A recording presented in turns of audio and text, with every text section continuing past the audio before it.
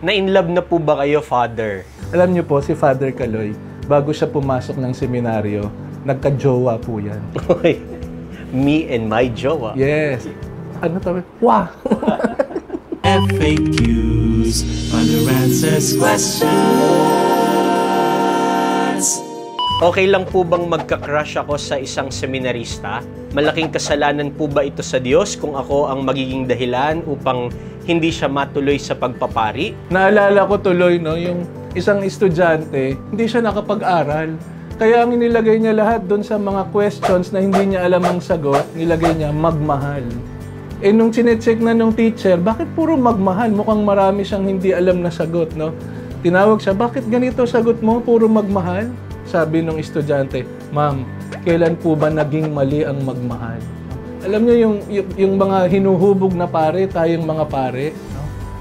Dapat tinuturuan din tayong magmahal. Hindi man ibig sabihin, naging crush mo, kakasal ka agad kayo, no? Maganda na yung mga hinuhubog na maging pare, matutong makipagkapwa-tao, matutong makipag-relate sa mga babae, sa mga bata, sa lalaki, sa lahat ng tao, no? At dito niya matututunan yung pakikipagkapwa-tao. Tama ka naman dyan, no? Hindi pwedeng hindi marunong magmahal ang isang pare. Tama, Father Kaloy. Kaya... Di ba, ikaw nga, napakahusay mong magmahal, no? Naalala ko yung kwento ni Tony Perez, no? Tungkol yun sa isang seminarista na nagkaroon ng girlfriend. Eh, nung dumating na yung punto na oordinahan na siyang diakono, dahil lungkot na lungkot yung babae, pero sabi ng babae, I have fallen deeply in love with this man, but God has fallen in love with him first. Mas pinatitingkad yung pagpapasya para kay Jesus ako. Hindi lang ako magmamahal ng isang tao para ako sa lahat. Ang puso ko, sayang kung isa lang ang mamahalin ko para sa lahat ng tao na paglilingkuran ko. Na-inlove na po ba kayo, Father? No? At bilang isang pari, hindi po ba kayo naiinggit sa mga taong may asawa o may jowa? No? Kasi may mga pagkakataon ba na kinikilig din kayo sa love story ng mga magkasintahan na ikinakasal ninyo? Hinintay ko talaga tong tanong na to. No? Alam niyo po, si Father Kaloy, bago siya pumasok ng seminaryo, nagka-jowa po yan. Me and my jowa. Yes. Pero ngayon, ang mundo ni Father Kaloy ay si Jesus at ang bayang pinaglilingkuran niya. Ang isang pare, marunong magmahal kasi naranasan niya, no, kung paano magparamdam ng pagmamahal at naranasan din niya kung paano mahalin. Pero hindi ito exclusive love, no? Kundi yung pagmamahal na para sa lahat.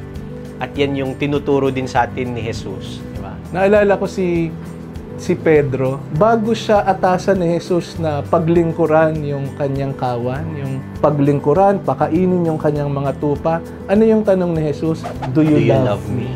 Ibig sabihin, nagsisimula talaga yung bukasyon ng isang pare sa pagmamahal. Kasi nga, ang sinusundan natin ay isang Diyos na, sabi ni San Juan, pag-ibig. God is love.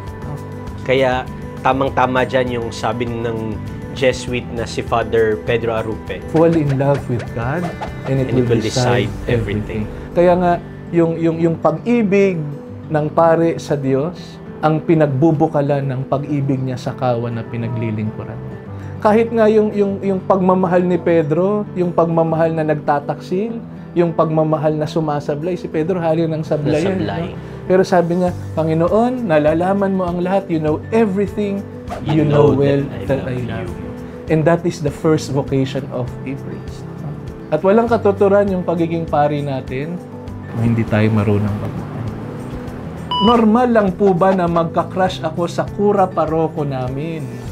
Crush lang naman po, Father, paghanga lang. Walang mali siya. No strings attached, ika nga. Wala naman sigurong masama, no? Walang masama sa crush. Siguro, yung magka-crush ka sa parish priest o sa sinumang paris sa parokya ninyo ay okay lang, normal naman, no? Pero wag mo lang tutuksuhin si Father. Tama. Kagaya ng nabanggit kanina, no? Kailangan sa isang pare marunong magmahal.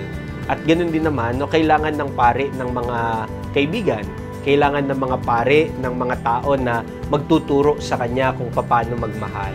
Ibig sabihin, marami ding gwapong pare, may nagkaka-crush no? Kasi naalala ko nung nasa seminaryo tayo, nalimutan ko yung pangalan.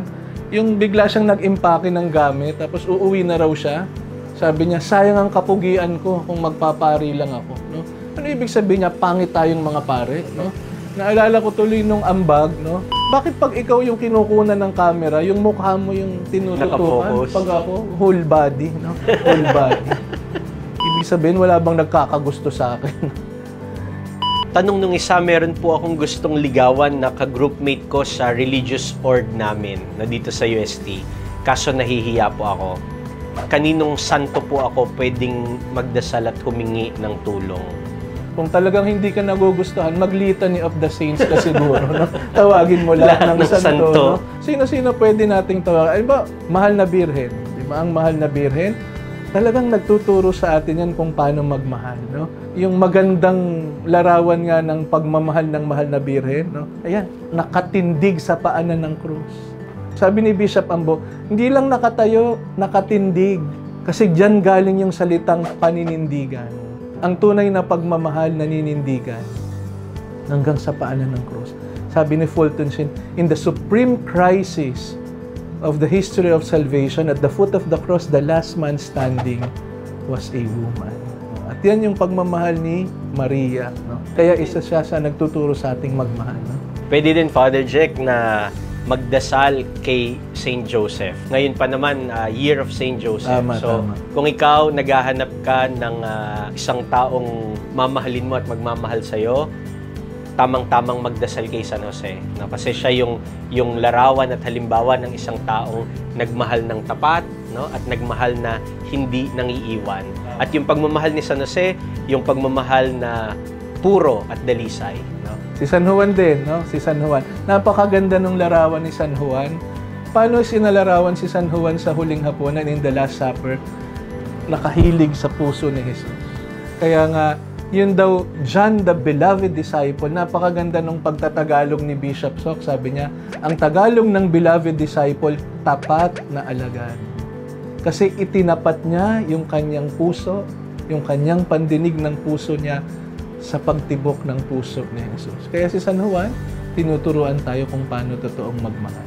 At syempre pa, no, Father Jack, dahil mga Tomasino tayo dito, no? So unang-unang dapat na tawagan din natin si Saint Thomas Aquinas. Tama. At kung yung gusto mong ligawan o yung crush mo, ang tanong, taga saang college ba yon, no?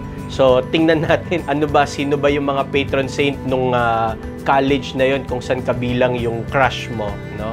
Kung sinong patron saint nung college ninyo, dun ka din magdasal. Isa pang santo na pwede nating pagdasalan pagdating sa pag-ibig ay walang iba kundi si Saint Valentine. Bagamat wala siya sa opisyal na listahan ng mga santong ipinagdiriwang ng simbahan, but Saint Valentine, no, was a martyr in the 3rd century at ipinagdiriwang natin o ginugunita yung kanyang alaala tuwing February 14. Kaya nga si Saint Valentine ay patron saint of lovers. Kaya sa sino mang mga umiibig ay marapat lang na magdasal din tayo kay Saint Valentine. Kapag wala na talagang pag-asa, ang tinatawagan daw si Saint Jude, impossible cases. Yan, no? Santa Rita, ganun din, no? Impossible cases. No? So, depende na lang kung anong itsura mo. No? Ganun ba yun? How do we keep ourselves in love at all times? Yan, No? Valentine's Siguro ito na message. yung Valentine's message natin. Okay, ito una. Well, sa tingin ko may 3 bagay na dapat tayong tandaan. Paano ba tayo mananatiling in love? First, kailangan natin ng tapang. We need courage, no, to accept and give love. Kasi bilang mga tao, nilikha tayo ng Diyos sa pagmamahal, no. Ang hamon sa atin, no, paano natin maipaparanas yung pagmamahal na yon na una na nating naranasan sa Diyos, no. Kinakailangan maging matapang tayo na ipakita yung pagmamahal. Pangalawa, kailangan din natin ng pananampalataya. We need faith, no? Kaakibat ng courage, walang iba kundi yung pananalig o yung pananampalataya natin sa Diyos at pananalig din at pananampalataya dun sa tao na minamahal natin, no? Nais nating pagbuhusan ng pagmamahal, of course, in the purest form, no?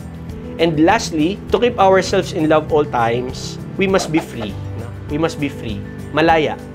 Free to love and free to be loved. But we must always keep in mind that this freedom is inseparable with responsibility. Yung pagmamahal na handa mo ding akuin yung responsibilidad para dun sa taong mahal mo. Kaya kapag nagkakasal ako at nagbibitiw sila ng kanilang pangako, binibigyan ko sila ng pagkakataon na humarap sa krus. Paano tayo mananatiling nagmamahal? Tumingin kay Jesus. Kasi si Jesus yung nagtuturo sa ating magmahal. Paano tayo mananatiling nagmamahal? Tanungin lang yung batayang tanong sa lahat ng gagawin natin. What is the most loving thing to do? Alam mo, kapag pagmamahal yung pinag-uusapan, lagi kong naririnig yung payo, kapag nagmamahal ka, magtitira ka ng konti sa sarili mo. Parang hindi naman yan yung tinuro ni Jesus. Naalala ko si Sir Richard sa 7 Last Words niya. Sabi niya, bago niya sabihing naganap na, parang sinasabi niya, naibigay ko na ang lahat. Wala na akong ipinagdamot. Kaya nga sa dulo ng bawat araw, ang dasal sana natin, dahil lagi nating pinipiling magmahal, thank you Lord, I am so tired because I have loved so much.